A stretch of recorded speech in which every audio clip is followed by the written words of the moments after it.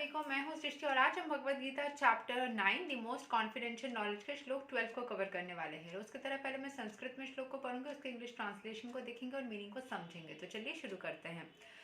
मोघसा मोघा कर्मणो मोघा ज्ञाना विचेतसा रक्षसिम असुरिम चैवा प्रकृतिम मोहिनीं Shrita. Those who are thus bewildered are attached by demonic and aesthetic views. In that deluded condition, their hopes for liberation, their fruitive activities, and their culture of knowledge are all defeated. So, यहाँ पे बोला जा रहा है जो भी विचलित हो जाते हैं, जो भी अटैच हो जाते हैं सारे नेगेटिव चीज़ों से, वो कभी भी मुक्त नहीं हो पाते हैं। बस वो फ्रूटिव एक्टिविटीज़ को प्राप्त करने के लिए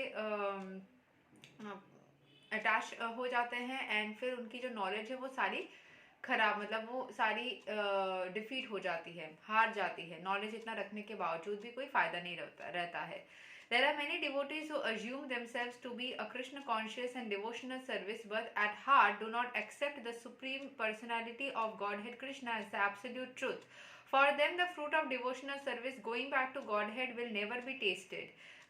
Similarly, those who are engaged in fruitive pious activities and who are ultimately hoping to be liberated from the material entanglement will never be successful either, because they deride the supreme personality of Godhead Krishna. मतलब वो जो विश्वास नहीं करते कृष्ण के प्रति वो भी नहीं जाएंगे, एंड जो सिर्फ अपने काम के लिए अपने आप को कोई सिचुएशन को मतलब कोई एक विश को फुलफिल करने के लिए कृष्ण कॉन्शियसनेस कर रहे हैं, वो भी कभी नहीं जा पाएंगे, मुक्त नहीं हो पाएंगे। So, in other words, persons who mock Krishna are to be understood to be demonic or aesthetic. As described in the 7th chapter of Bhagavad Gita, such demonic miscreants never surrender to Krishna.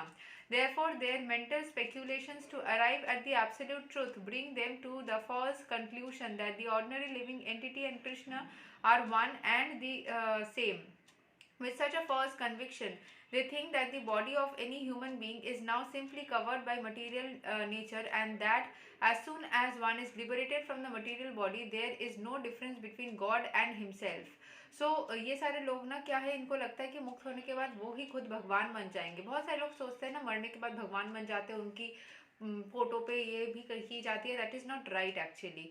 इंसान कभी भी भगवान नहीं बनते, वो soul ही है, वापस से वो जर्नी में जाती है, या तो भगवान के साथ में युक्त हो जाते हैं या फिर वापस जन्म ले लेते हैं। सो वो कभी भी नहीं करना चाहिए। उससे क्या उनकी एक पीछे टांग, बंगाली में बोले थे पीछू टांग, एक पीछे ना एक को कुछ खींच लेता है उनको, और वो पूरी तरीके से नेक्स्ट जर्नी का पार्ट भी नहीं ले पाते। अगर मुक्त होना चाहते हैं तो उसमें भी उनको इश्यूज फील होती है, और नेक्स्ट लाइफ में जाते हैं तब भी उनको पिछले लाइफ की कुछ याद आती है, उनको सैडनेस फील होता है, लगता है कि कुछ मिसिंग ट्रेट है, किसी को मिस करने का। अगर आप उनको मुक्त कर देते हो ना कि ठीक है आप जाओ अपने जर्नी में, तो फिर वो फ्री हो जाते। नहीं तो उनको ना पीछे से कोई खींचने जैसा फील होता है, वो भी उनको भी मिसिंग एनर्जीज फील होते हैं, वो समझ नहीं पाते उनको क्यों ऐसा हो रहा है।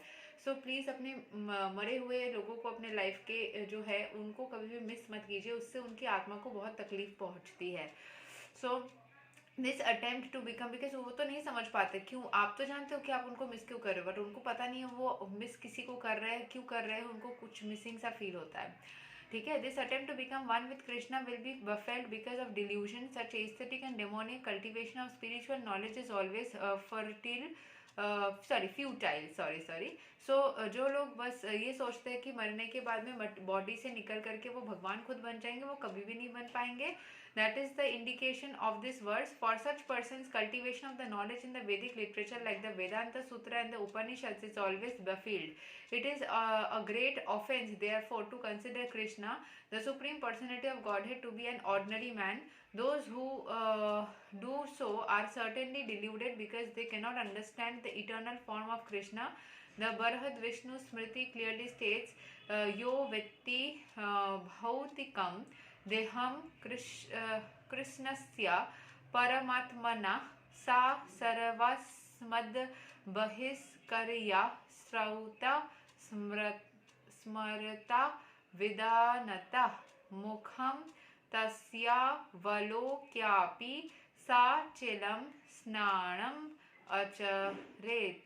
One who considers the body of Krishna to be material should be driven out from all rituals and activities of the Shruti and Smriti. तो जो भगवान को जो मटीरियल सोचते हैं कृष्ण को, उनको हर किसी रिचुअल से, जो सुनने का, भगवान की जो सुनने का, श्रुति एंड स्मृति जो याद रखने का, ये सारे चीज़ों से उनको ये सारे रिचुअल्स से उनको दूर रखा जाता है. And if one by chance sees his face, one should be once taken bath in the Ganges to rid himself of imperfection. People jeer at Krishna because they are envious of the Supreme Personality of Godhead. Their destiny is certainly to take birth after birth in the species of aesthetic and demoniac life. Perpetually their real knowledge will remain under delusion and gradually they will regress to the darkest region of creation.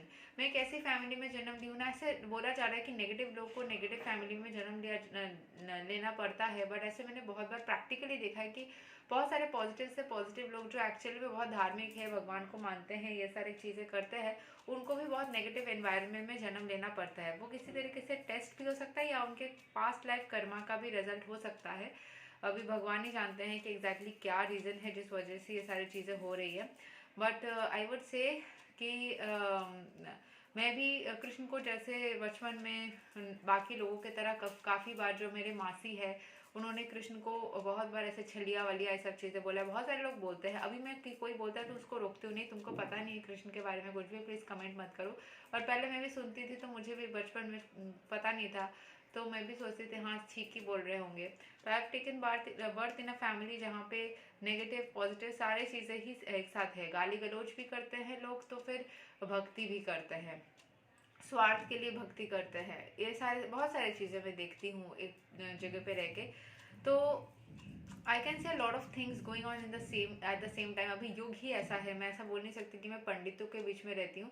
I have seen that. तो मुझे नहीं पता मेरे कर्म कैसे हैं. जिस यहाँ पे जैसे बोला जा रहा है ना कि अगर आपकी कर्म ऐसे रहेगी तो आप ऐसे फैमिली में जन्म लोगे जहाँ पे डेमोनिक होते हैं लोग, तो हो सकता है कुछ कर्म ऐसे हमारे हो. तो कोशिश करना चाहिए हमें इस जन्म में तो एटलीस्ट हम जितना हो सके भगवान के ग्रेटनेस को समझे, जो दिखता है एटलीस्ट उसको एक्सेप्ट करें एंड उनके महत्व को समझते हुए अपनी ज़िंदगी को खूबसूरत बनाते जाए. ठीक है, यही तक था श्लोक number 12 of Bhagavad Gita chapter 9. अगले वीडियो में हम श्लोक 13 को कवर करेंगे. तब तक के लिए हरे कृष्ण, राधे राधे, जय श्री राम.